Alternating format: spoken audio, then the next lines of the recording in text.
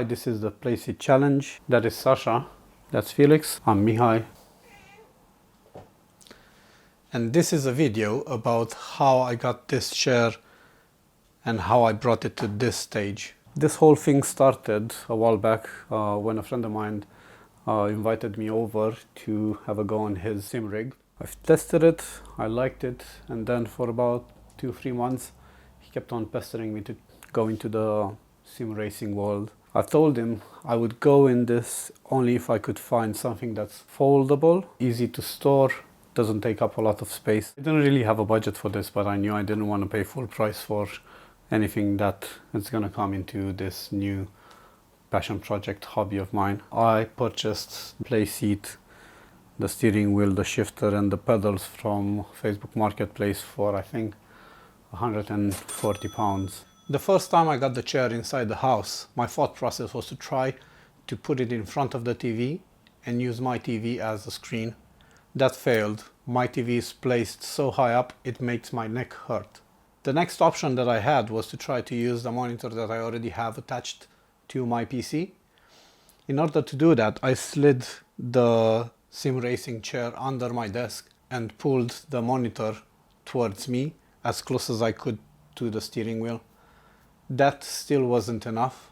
The monitor was so far back I felt disconnected from the car and from the track.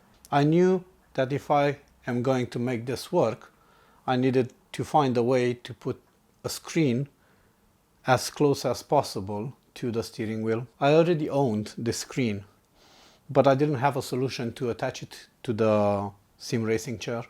I then went on the internet and found somebody that managed to put a 27-inch monitor on this chair, on this setup, by using an articulating monitor arm.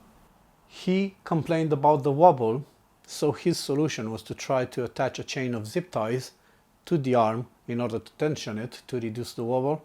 I thought to myself, that's not going to work for me. I needed something fixed to keep the monitor in place. The mount itself is literally just one steel pole with a monitor mount that attaches to the base plate of the Playseat challenge. It's not a particularly sturdy chair without the monitor. Obviously, with the extra weight of the monitor added on top of the steering wheel, it's gonna put a bit more pressure on the metal plate. First impression was it is wobbly, but only when you look from the side you can see the movement of the monitor quite aggressively. When I'm actually sitting in this chair, that wobble becomes part of the movement of the car because it's linked to how much pressure you're putting on the steering wheel when you're actually driving. That movement of the screen translates to a more immersive experience. The force that you put into the steering wheel has an actual effect on the image, not just the jitter of the in-game car, but the actual image that moves in front of you. I found that to be a really pleasant side effect. I cannot say that there is no wobble. There is, but from my perspective, it adds to the experience. It doesn't subtract from it. Because this was a Facebook Market purchase for dirt cheap, this chair was not in the best shape. I had to add zip ties to link the pedal plate holder to the chair.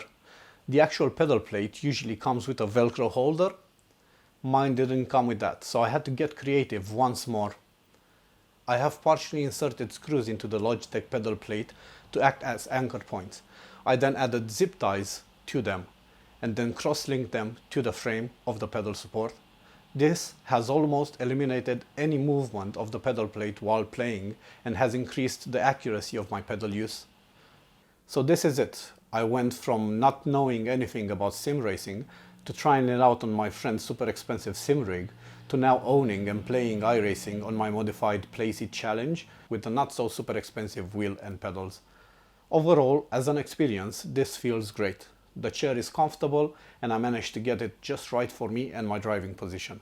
The monitor does not make it easy to get in and out of this chair, but the frame feels sturdy enough so that you can support yourself on it when climbing in and out. If you want to see more videos about this Playseat challenge, please consider subscribing, leave your comments down below. And now I'm gonna leave you with snippets from a race where I've used this rig as it is, in which I think I've managed to get third position whilst filming with the GoPro in my mouth. Cheers, see you in the next one, bye.